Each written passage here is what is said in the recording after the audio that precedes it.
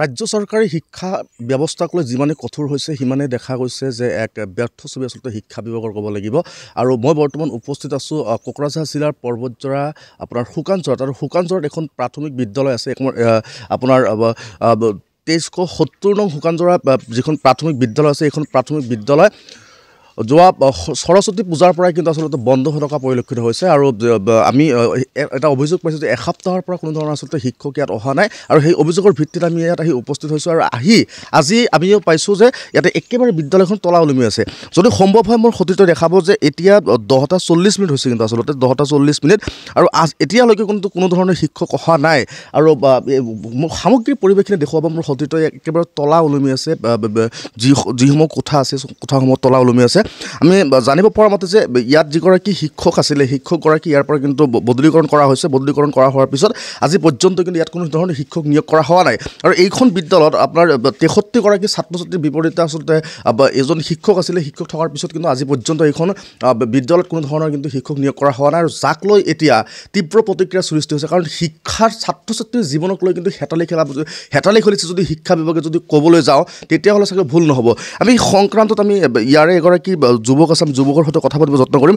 কিমান দিনৰ পৰা এইখন বিদ্যালয় বন্ধ হৈ আছে আৰু কিহৰ কাৰণে বন্ধ হৈছে, সামগ্ৰিক কথাটো ক'ব অকণমান। হয়, মানে সেইটো স্কুল মিনিমাম আমি দেখা পাইছোঁ এক সপ্তাহেৰ পৰা স্কুলখন একেবাৰে তলা লগোৱা আছে। আৰু দীৰ্ঘদিনৰ পৰা এইটো স্কুলত অনিয়ম আৰু অৰাজকতা শিক্ষকজনে দেখুৱাই আছে।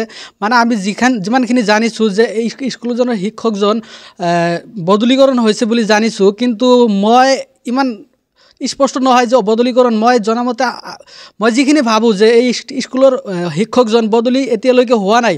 তেওঁ মানে নিজেই খেয়াল খুচিমতে এই অঞ্চলৰ মানুহবিলাক একেবাৰেই মানে এই দুৰ্গম আৰু অশিক্ষিত হোৱাৰ কাৰণে মানুহবিলাকক যি বুজায় তাকেই মানে বুজ দিয়ে আৰু উদ্ভণ্ডালি কৰি তেওঁৰ খেয়াল খুচিমতে স্কুলখন চলায়। এক সপ্তাহেৰ পৰা মানে স্কুলখন একেবাৰে তলা ওলমা আছে। যি সময়ত ৰাজ্য চৰকাৰে দেখা গৈছে যে শিক্ষাক লৈ বহুত কঠোৰ হৈছে, তেনে সময়ত এনেকুৱা এটা ছবিয়ে দেখি আপুনি কি ক'ব এতিয়া? হয়, এইটো একচুৱেলি আমাৰ অসম চৰকাৰৰ লগতে আমাৰ BTT চৰকাৰৰ এইটো অতি সোনকালে মানে সেইটোৰ মানে পদক্ষেপ কি, মানে যি শাস্তি দিব লাগে আৰু যি পদক্ষেপ গ্ৰহণ কৰিব লাগে আমাৰ শিক্ষা বিভাগক আমি এজন যুৱক হিচাপে আমি দাবী জনাওঁ যে এই স্কুলখন অতি সোনকালে মানে খুলি আৰু আমাৰ যে স্থানীয় ছাত্ৰবিলাকৰ আছে, ছাত্ৰবিলাকৰ ভৱিষ্যতৰ কথা চিন্তা কৰি আমাৰ স্কুলখন যাতে অতি সোনকালে খুলি দিয়ে, আৰু যাতে আমাৰ স্থানীয় যুৱক যুৱতীসকলৰ ছাত্ৰ ছাত্ৰীসকলৰ ভৱিষ্যত দীৰ্ঘকায় সুকামনা কৰি আমি এই স্কুলখন অতি সোনকালে খুলি দিবলৈ আহ্বান জনালোঁ।